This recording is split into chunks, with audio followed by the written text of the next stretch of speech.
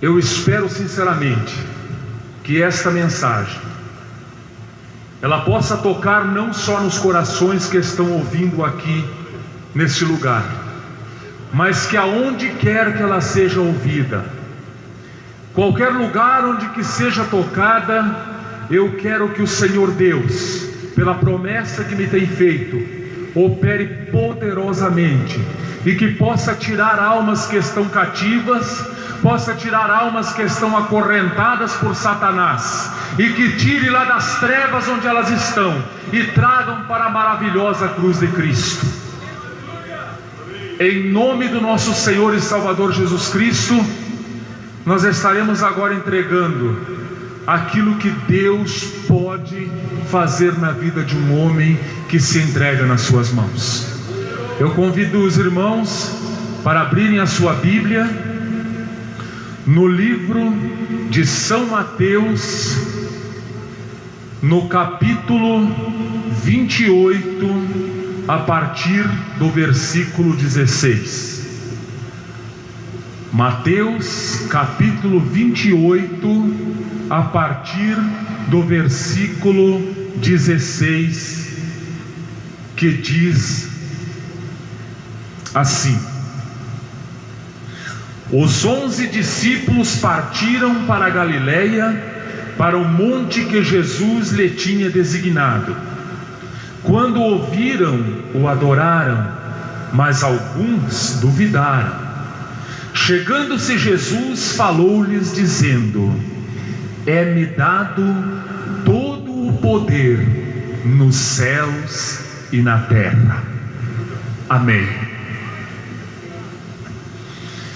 É-me dado todo o poder nos céus e na terra. A Bíblia Sagrada também nos diz, no versículo 17, que alguns viram a Jesus e o adoraram, mas muitos duvidaram. E é para quebrar esta dúvida nesta noite que eu vou dizer para os irmãos e para todos aqueles que estiverem escutando neste momento, que o nome de Jesus Cristo, ao ser pronunciado, ele quebra as barreiras que o homem não tem esta capacidade para fazê-lo. Eu nasci na cidade de Caxias do Sul, no estado do Rio Grande do Sul. Eu não tive uma vida normal como qualquer pessoa tem. Eu fico olhando hoje para os nossos filhos, para as nossas crianças, os nossos jovens e adolescentes, e eu vejo o carinho, o tratamento especial que os seus pais têm para com eles. Eu vejo as mães, os pais trazendo seus filhos para a igreja. Aqueles que não são crentes, eu vejo eles tratando seus filhos da melhor forma possível. Eu vejo as pessoas em geral cuidando bem deles. Eles têm pai e têm mães para fazer isso. Como diz a palavra do texto lido, muitos duvidaram acerca de Jesus. E muitos dos filhos hoje que têm os seus pais, eles não dão valor para aquilo que tem dentro da sua casa. Infelizmente acontece assim, porque os pais, por mais que sejam severos, nós temos a certeza absoluta que eles querem o melhor para os seus filhos. E eu não tive esta oportunidade. Eu perdi o meu pai, eu tinha apenas 3 anos de idade. Quando eu perdi a minha mãe, eu tinha 1 ano de idade apenas. Ela morreu com 21 anos e o meu pai com 24 anos. Eu fui criado por um avô muito severo e por uma avó que ficou 24 anos paralítica em cima de uma cama. Eu quero dizer aos irmãos que a minha infância, ela não existiu como existe hoje a infância dos nossos filhos, que nós vemos. Eu fui criado, na realidade, não pelo avô e pela avó, mas eu fui criado por prostitutas e por marginais. Foram eles que me criaram, foram eles que me ensinaram a vida. Eu não tive o privilégio sequer de entrar numa escola para aprender a ler e a escrever. Eu não tenho a primeira série do ano primário, eu não tenho. eu quero dizer aos irmãos que tudo que aprendi foi a vida que me ensinou. E ela me ensinou muito. Ela me ensinou muito e eu quero tentar passar para vocês alguma coisa que a vida me ensinou. Não quero ensinar aqui a ninguém, porque não vou contar o meu testemunho com detalhes, porque esses detalhes talvez fossem ensinar alguém a pecar, e não é este o objetivo. O objetivo é ensinar e mostrar a redenção que há em nosso Senhor e Salvador Jesus Cristo. Eles me criaram aos 7 anos de idade, aonde a maioria das crianças estão começando a entrar para a escola, aonde a maioria das crianças tem os seus brinquedos para brincar, carrinhos, bonecas, aonde eles têm esses brinquedos. O meu brinquedo era um revólver calibre 38, a qual eu ganhava a minha vida assaltando os casais que passavam pela rua. Aos 7 anos de idade, uma criança já estava com o revólver em punho, assaltando a mão armada. E assim a minha vida foi continuando, já pertencendo então a gangues, e ali nós começamos a fazer assaltos maiores, e chegando aos 12 anos, eu fui conhecer então as drogas, e aí eu comecei a me envolver com traficantes, e ali nós começamos então a trabalhar em gangues mais pesadas, digamos assim, aonde as pessoas já faziam assaltos maiores, aonde já existia o tráfico de cocaína, aonde já existia tráfico de muitas drogas mais pesadas, e ali eu comecei a conhecer todas elas. E eu quero dizer que se existe droga neste mundo que eu não conheça, só se ela tiver sido lançada nesses últimos 15 anos, porque senão a conheço todas, os seus efeitos e tudo que ela pode fazer de ruim na vida de um homem e de uma mulher que as usa. Mas eu quero dizer aos irmãos que aos 16 anos de idade eu já conhecia praticamente o Brasil inteiro, pois eu viajava e eu já tive oportunidade de ter confrontos com a polícia, trocamos tiros por diversas vezes. Eu tenho o corpo hoje todo marcado de bala, de faca, e o meu corpo foi marcado para que eu não esquecesse o que se passou comigo no passado e o que se passa hoje no presente. Quero dizer aos irmãos e aos ouvintes que estão nos dando a honra de ouvir esta gravação.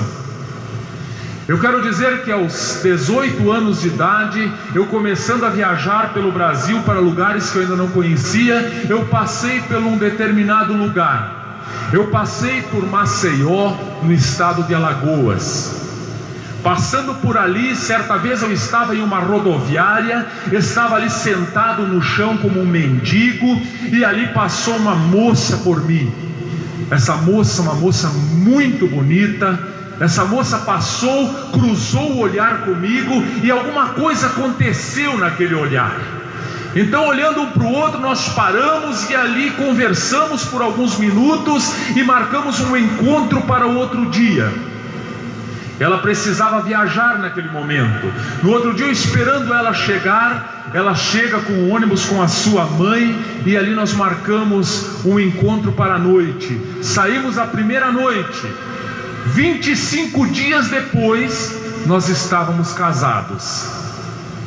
E para a glória do Senhor Jesus Cristo, é minha companheira até o dia de hoje. É aquela que me deu um filho maravilhoso que está presente comigo hoje aqui. E eu quero dizer para os irmãos que a partir daquele momento já começava a acontecer uma transformação na minha vida. Eu já não queria mais roubar, eu já não queria mais participar daquilo que eu participava. Então, já casados, com o filho encaminhado, comecei a trabalhar em Maceió, no estado de Alagoas, na Sharp Equipamentos Eletrônicos. E ali durante um ano eu trabalhei, e logo após o término desse ano, eu fui dispensado do emprego, perdi o emprego. Perdendo o emprego se acaba tudo. Você não tem mais condições de sustentar a sua família. Você não tem mais dinheiro para pagar o aluguel da casa. Você não tem mais dinheiro para comprar a comida. Você não tem mais o dinheiro para manter a sua família com roupas, com remédios, com aquilo que básico que você precisa. E ali você sabe também que os amigos desaparecem. A minha casa era carregada de amigos, várias pessoas vinham almoçar comigo, vinham jantar comigo, era aquela farra dentro de casa, mas até que eu estava empregado, quando eu perdi o meu emprego, os amigos simplesmente desapareceram. E ali começou a vida penosa, a vida dura. Ali nós lutamos durante alguns meses desempregado, começamos a vender as coisas que tinha dentro de casa para poder se manter na alimentação e pagar o aluguel da casa. Fomos para uma casa menor. Nessa casa também não tivemos condições de pagar o aluguel e o dono da casa nos despejou desta casa. Eu lembro então que eu e a minha esposa decidimos a nos separar, porque não havia mais condições de continuar junto daquela maneira. Nós tínhamos apenas 20 anos de idade, nós éramos crianças ainda, não havia mais condições, nós não tínhamos suporte psicológico para aguentar aquela situação. E o que fizemos então? Vamos nos separar. Mas conversando melhor, nós estávamos certa vez, eu lembro como se fosse no dia de hoje, nós estávamos passeando no calçadão na beira da praia, e lá havia uma banca de revista. Eu deixei a minha companheira, o meu filho, que hoje já vai fazer 14 anos, naquela época ele estava começando a caminhar, e eu deixei ele e a minha companheira junto a um banquinho. Fui lá, peguei um mapa rodoviário na banca e trouxe para a minha companheira e disse assim: olha, eu já fiz muitas loucuras na vida, hoje eu vou fazer mais uma. Eu abri o mapa e disse: olha, eu vou fechar os meus olhos e vou colocar o meu dedo em cima deste mapa, aonde cair nós vamos para este lugar. Você topa fazer isso comigo? E ela disse: eu topo. E assim foi feito. Quando abri os olhos, o meu dedo estava em cima de Brasília, Distrito Federal. Vamos para lá. E para que lado fica? Não sei, mas vamos achar. Eu sei que nós juntamos o resto das coisas que nós tínhamos em casa, vendemos para poder arrumar um dinheiro para a passagem, e ali juntamos o que sobrou. A nossa mudança, ela constituía-se de uma trouxa de panela, uma trouxa de roupas e um filho de 1 ano de idade no colo. E assim fomos para Brasília. Chegando lá em Brasília, eu não sei se há alguém em nosso meio que conhece Brasília, mas Brasília é uma cidade muito difícil, uma cidade que as quadras de Brasília são enormes, elas são chamadas de superquadras. Para você se deslocar de uma quadra para outra, às vezes precisa tomar ônibus, porque elas são realmente grandes. E chegando em Brasília, sem conhecer ninguém, começamos a perambular na casa de um, na casa de outro, morando de favor um dia na casa de um dia na casa de outro, com aquela criança no braço sofrendo de bronquite asmática, internada no hospital de vez em quando, e às vezes perambulando nas casas das pessoas desconhecidas. E eu lembro que certa vez nós fomos acolhidos por um casal, e esse casal disse: olha, tua esposa e o teu filho podem ficar aqui, mas você não, eu não te conheço, e eu tenho uma filha, eu não vou deixar um homem que eu não conheço dentro de casa com a minha esposa e a minha filha. Eu deixo a tua esposa e o teu filho este final de semana. E eu já fui procurar a casa de outra pessoa para ficar. Durante 3 meses nós perambulamos dentro de Brasília, e eu procurando emprego por todos os lugares. E eu quero dizer para os irmãos que eu tenho uma profissão, e esta profissão que tenho, aonde eu chegar não me falta emprego. Eu trabalho no comércio, eu sou um representante comercial, e aonde eu chegar eu tenho certeza que tenho emprego para mim. Mas lá em Brasília as portas estavam fechadas, e eu não sabia o porquê. E eu buscando emprego e nada de emprego aparecer para mim. Eu lembro então certa vez, nós estávamos na casa já não mais desse casal, nós estávamos na casa de umas pessoas, e essas pessoas armaram uma trama dentro de casa para expulsar-nos dali. E a dona da casa pegou a sua filha de aproximadamente 6 anos de idade e disse para a sua filha assim: olha, eu vou chamar aquela mulher e aquele homem, e você vai dizer na frente deles que aquela mulher bateu em você. E eu conheço a minha esposa, ela não bate nem no nosso filho, quanto mais no filho de outra pessoa.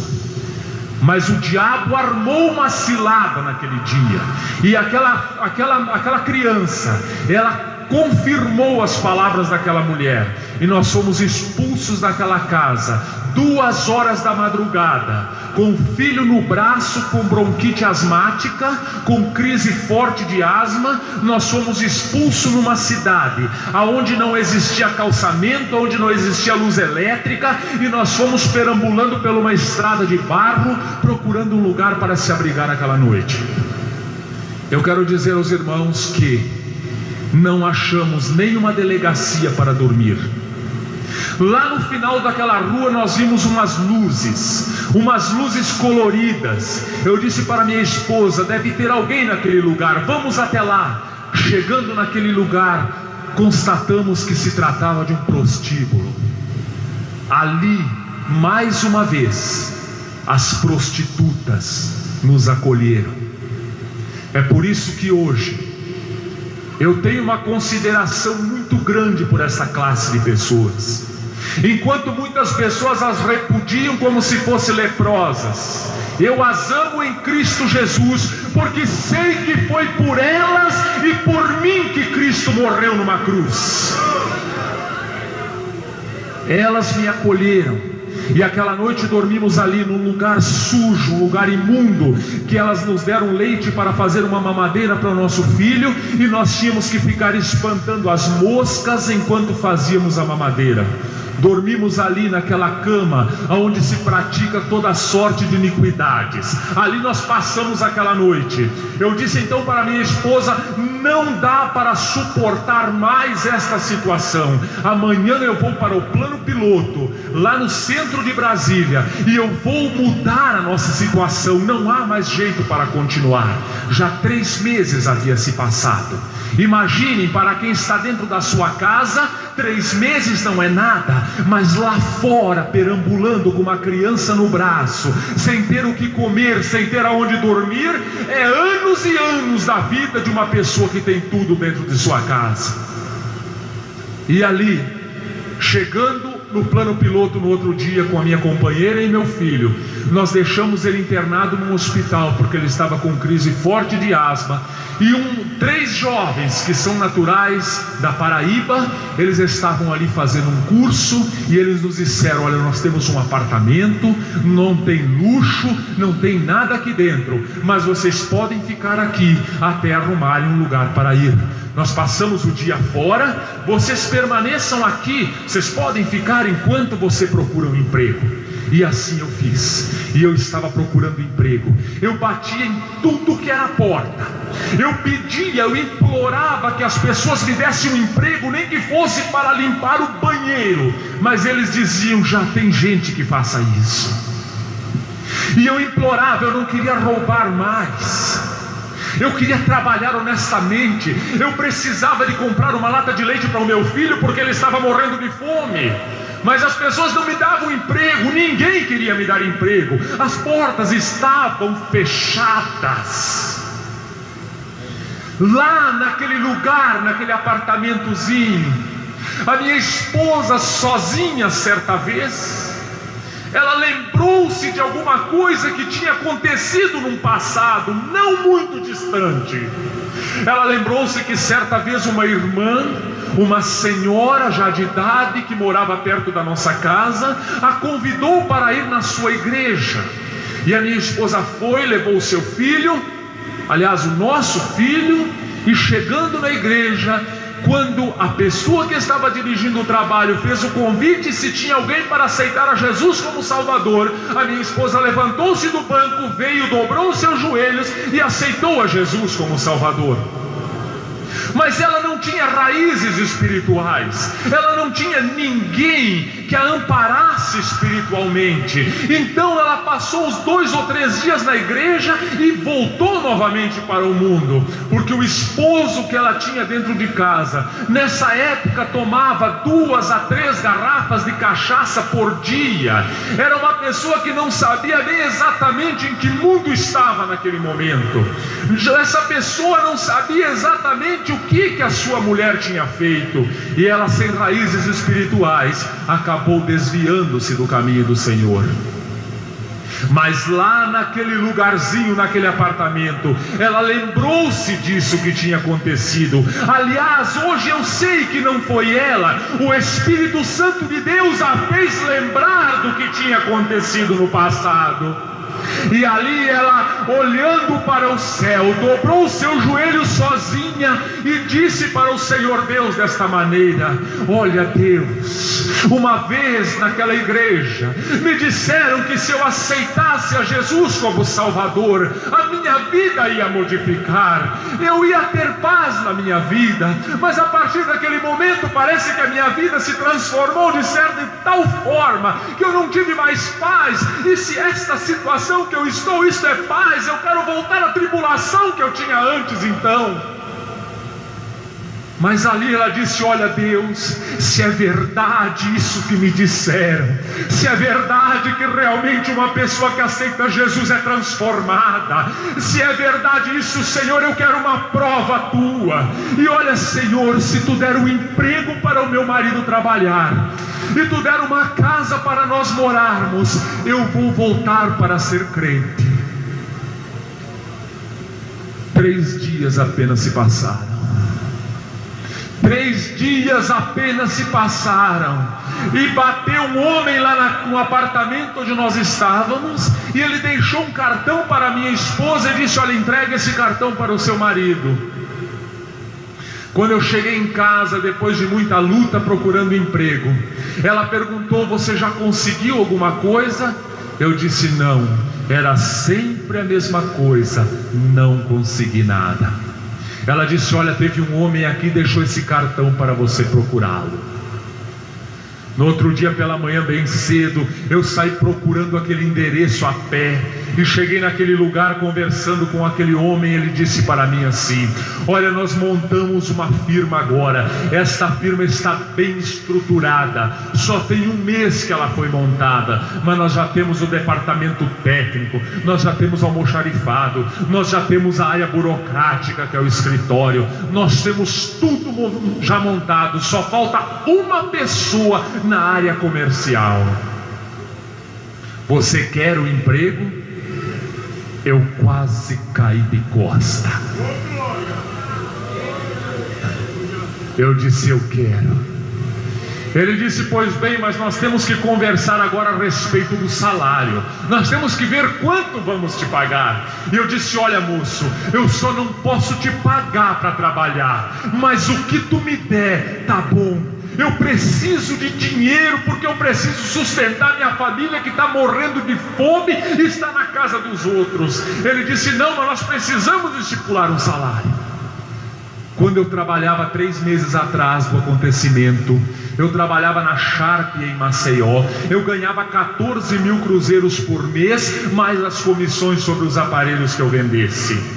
Dali, 3 meses depois, aquele homem disse: olha, eu não posso te pagar muito, eu não posso te pagar muito porque nós estamos começando agora, mas eu posso te pagar 80 mil cruzeiros por mês e mais as comissões sobre o que tu vender aqui dentro. Aí sim, se eu não tivesse sentado neste momento, eu tinha caído de costas assim. A primeira petição da minha esposa estava sendo atendida. A primeira petição estava sendo atendida.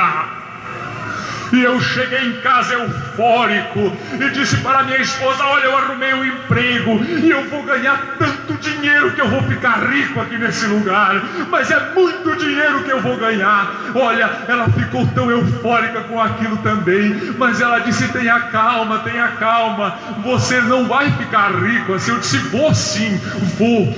E ali eu disse assim: olha, agora nós vamos arrumar uma casa. E lá naquele lugar, eu lembro como se fosse hoje, ali no chão estava uma página de um jornal, estava a página dos classificados no chão, uma página apenas estava no chão. Eu peguei aquela página, olhei, fazia 30 dias que aquele jornal havia sido, havia 30 dias já que tinha sido passado aquele jornal. E lá eu não olhei para mais nada, olhei apenas para um anúncio que dizia assim: alugo casa no Guará. Guará, para quem não conhece, é um bairro nobre de Brasília. Alugo casa no Guará, com quarto, sala, cozinha, dependência de empregada, telefone, garagem e tudo que tem direito. E eu olhei para aquele anúncio e os meus olhos já cresceram, e eu disse: é essa casa que eu vou alugar.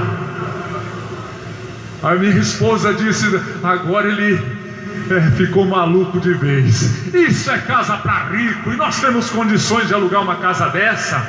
Eu peguei o telefone que estava naquele anúncio, liguei, e alguém do outro lado da linha atendeu. E eu perguntei aqui: escuta, vocês têm uma casa para alugar aí? E ele disse: mas esse jornal ainda existe? Faz 30 dias que eu coloquei esse anúncio, ainda existe esse jornal? Eu disse: existe, eu estou com ele aqui na minha frente. E essa casa está para alugar? Ele disse: olha, moço, aconteceu uma coisa, é até engraçada. O telefone que eu coloquei no anúncio, o número do telefone que eu coloquei no anúncio, era o telefone da casa que estava para alugar. E como eu moro muito longe daqui da casa, as pessoas ligavam para cá e ninguém atendia. E justamente hoje eu vim aqui para arrumar um cano que estava furado, justamente na hora que você ligou. Aleluia! Aleluia! E eu perguntei: então a casa está desocupada? Ele disse: está. Eu disse: quanto é o aluguel dessa casa? Ele disse: 40 mil cruzeiros por mês. Eu disse: eu quero a casa. Ele disse assim: muito bem, agora para te alugar a casa eu exijo 3 meses de aluguel adiantado e 2 fiadores que possuam imóvel quitado em Brasília. Eu disse: olha, moço, eu estou chegando em Brasília agora, eu não conheço ninguém, eu estou desempregado, eu arrumei um emprego agora, vou começar a trabalhar na segunda-feira, e eu não tenho condições de satisfazer as suas exigências. Ele disse: rapaz, eu gostei da tua sinceridade, porque se fosse outro já ia dizer que era rico, que queria minha casa para passar final de semana, mas você foi sincero comigo. Vamos fazer o seguinte: eu vou dispensar os fiadores, você me dá os 3 meses de aluguel adiantado e a casa é sua. Eu disse: olha, moço, tu não entendeu bem. Eu falei para você que estou desempregado, eu não tenho dinheiro nem para tomar um ônibus para ir até a casa. Como é que eu vou te dar 3 meses de aluguel adiantado? Ele disse: eu não sei se eu estou ficando maluco, mas essa casa é tua, pode vir pegar a chave. A segunda petição da minha esposa estava sendo atendida naquele momento.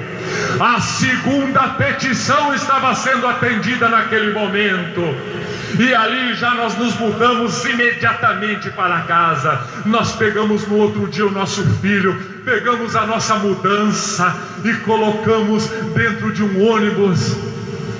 Estão rindo de quê? Da mudança? A mudança era aquela trouxinha que eu falei de panela e outra trouxa de roupa e o filho no colo, e nós fomos para aquela casa. E chegando lá, nós andávamos dentro da casa, e nós íamos para um quarto, ia para o outro, ia para a sala, o telefone estava lá no chão, era uma bênção, né? E nós estávamos eufóricos dentro da nossa casa agora. Aí a minha esposa então fala para mim assim: já está empregado? Já estou. Já está dentro de casa? Já estou. Pois agora eu tenho uma coisa para te dizer. Eu disse: pois não. Pode falar. Ela disse: olha, eu fiz um voto com Deus. Eu disse: é mesmo? É. E o que foi que tu fez? Eu disse que se Deus desse uma casa para nós morarmos e um emprego para você trabalhar, eu ia ser crente. Eu disse: muito bem. E ela disse: olha, amanhã é domingo e vai ter que ser amanhã. E você vai comigo? Eu disse: é claro que eu vou. Eu sou teu marido, eu preciso te acompanhar onde tu for. Agora eu quero te deixar bem claro uma coisa: quem fez o voto foi tu, não fui eu. Você não me coloque nesse negócio. Ela disse: não, fui eu mesmo que fiz o voto e eu quero pagar esse voto. No outro dia, domingo à tardinha, nós colocamos a nossa roupa, saímos ali para aquela rua, encontramos 2 irmãos da Igreja Batista. E aqueles 2 irmãos que estavam ali, nós perguntamos para eles: escuta, onde é que tem uma igreja Assembleia de Deus por aqui? Eles disseram: ali atrás daquele mercado, ali tem uma igrejinha ali. Uma igrejinha pequenininha ali atrás do mercado. E realmente era uma igrejinha pequenininha. Nós chegamos lá, irmãos amados. Eu lembro como se fosse hoje. Isso fazem quase 15 anos, eu lembro como se fosse hoje. Quando eu entrei naquelas portas daquela igrejinha, eu senti algo diferente, como eu nunca tinha sentido na minha vida. Eu lembro, eu quero tentar descrever para vocês que estão me ouvindo. É como se você estivesse num lugar que estivesse fazendo 40 graus de calor. Você estivesse com suador, a sua roupa colada de suor ao corpo, e você entrasse numa sala com ar refrigerado. Foi aquilo que eu senti naquele momento. E as pessoas que estavam lá, eu lembro, 2 irmãs da mocidade vieram pegar o nosso filho no colo, e ali já nos arrumaram um lugar para sentar, e ficamos preocupados em ouvir a palavra de Deus. Eu lembro que olhei para cima no púlpito, e lá estava sentado um homem, e este homem estava muito bem trajado,